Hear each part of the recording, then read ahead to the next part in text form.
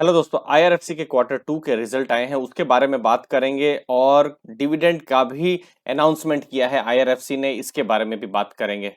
शुरुआत डिविडेंड से करते हैं। 77 पैसा मतलब 0.77 रुपीज डिविडेंड दिया है आईआरएफसी ने, ये आपको ध्यान में रखना है। यहाँ पर इंपॉर्टेंट डेट है नवंबर 10 की, ये एक्स डिविडेंड डेट है, बुधवार का दिन है। अगर जिनको भी डिविडेंड के लिए एलिजिबल होना है तो इससे पहले आईआरएफसी का शेयर उनके पास होना चाहिए। 11 तारीख को रिकॉर्ड डेट है और आईआरएफसी ने पेमेंट के बारे में भी कहा है 23 नवंबर या उसके बाद पेमेंट भी हो जाएगा एलिजिबल शेयर होल्डर्स को। अब देखिए 77 पैसा या 77 पैसा ऐसे देखने में कम लग सकता है, लेकिन आईआरएफसी का अभी आप स्टॉक प्राइस भी देखेंगे तो ये 25 रुपए से भी कम है। अब ये जब मैं वीडियो बना रहा हूं तो नवंबर 1 की मैं बात कर रहा हूं, तो 24 रुपीज 60 पैसा इसका स्टॉक का प्राइस है। दैट मीन्स कि अभी जो डिविडेंड आया है इस प्राइस के हिसाब से 3.1% की ये डिविडेंड यील्ड है। माफ कीजिएगा, डीआईवीआई होगा। डिविडेंड यील्ड 3.1% की है, जो मुझे लगता है एक डिसेंट डिविडेंड यील्ड है। और अभी भी 2 क्वार्टर और बाकी है, क्वार्टर 3 भी बाकी है, क्वार्टर 4 भी बाकी है, वहां पर भी एक्सपेक्ट किया जा सकता है। अगर डिविडेंड देता है तो मुझे लगता है उस केस में डिविडेंड यील्ड बहुत बढ़ जाएगी, बट फिलहाल जो हाथ में है वो है 3.1% का डिविडेंड यील्ड। अब डिविडेंड दे रही है, लेकिन डिविडेंड कौन सी कंपनियां देती है? जो कंपनियां प्रॉफिट करती है।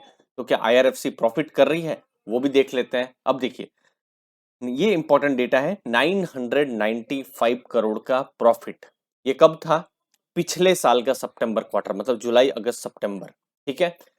अब ये जो जून क्वार्टर खत्म हुआ तो प्रॉफिट था 1501.9 करोड़ का, और अभी का जो क्वार्टर खत्म हुआ तो 1501.4 करोड़ का प्रॉफिट। मतलब अगर आप पिछले साल के साथ तुलना करें तो 995 करोड़ से प्रॉफिट बढ़कर 1501 करोड़ हुआ है, जो कि आराम से जस्ट 50% से थोड़ा आसपास इसका प्रॉफिट का जो है वो ग्रोथ हुआ है। और अगर पिछले क्वार्टर के साथ कंपेयर करें तो ऑलमोस्ट फ्लैट है, मतलब उतना ही प्रॉफिट हुआ है।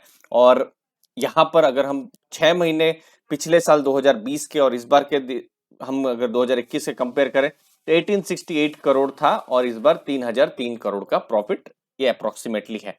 तो प्रॉफिट कर रही है। हाँ, ये बात है कि पिछला साल एक यूनिक साल था क्योंकि पेंडेमिक आया हुआ था, लेकिन आईआरएफसी के मैंने ट्रेंड्स देखे हैं कि क्वार्टर 1 क्वार्टर 2 ऐसे ही थोड़े से ठंडे ही रहते हैं, बट क्वार्टर 3 क्वार्टर 4 में और ज्यादा बिजनेस मिलता है।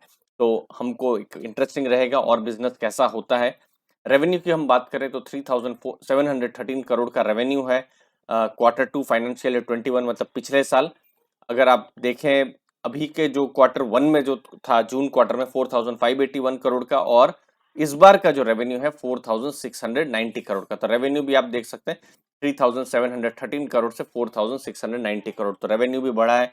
आईआरएफसी की जब हम बात करते हैं तो बहुत ही इंपॉर्टेंट है, रेलवेज के लिए स्ट्रेटेजिक है, क्योंकि रेलवेज को अगर रोलिंग स्टॉक खरीदने हैं, रोलिंग स्टॉक क्या होते हैं? फ्रेट वैगन्स होते हैं, पैसेंजर डिब्बे होते हैं। जब भी हम गाड़ी में सवार करते हैं तो जो डिब्बे होते हैं, लोकोमोटिव्स होते हैं, तो ये सब जो है इनकी जो फाइनेंसिंग अगर कोई करता है रेलवेज की तरफ से तो आईआरएफसी करता है। और वहां पर ये, चलिए ये मार्च तक का डेटा है, अपडेटेड डेटा कुछ दिनों में आ जाएगा।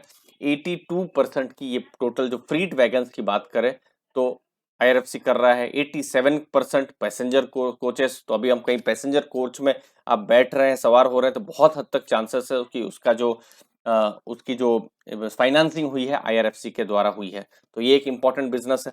अब आईआरएफसी को बहुत ही अच्छा एक माना जाता है, क्योंकि वो चूंकि क्रेडिट यहाँ पर जो क्रेडिट रेटिंग है उसकी बहुत ही स्ट्रांग है। मतलब इतनी स्ट्रांग है कि ये क्रेडिट रेटिंग गवर्नमेंट रेटिंग के बराबर है।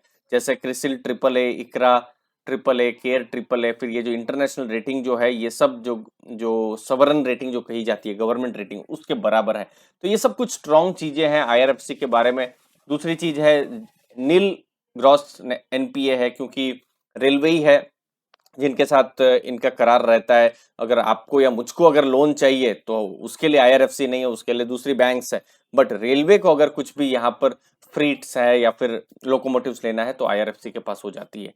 उम्मीद है दोस्तों ये छोटा सा वीडियो आपको पसंद आया होगा, और भी जानकारी के साथ हम और नई डिटेल्स के साथ हम अगले कुछ दिनों में फिर हाजिर होंगे। धन्यवाद आपके कीमती समय के लिए। Thank you very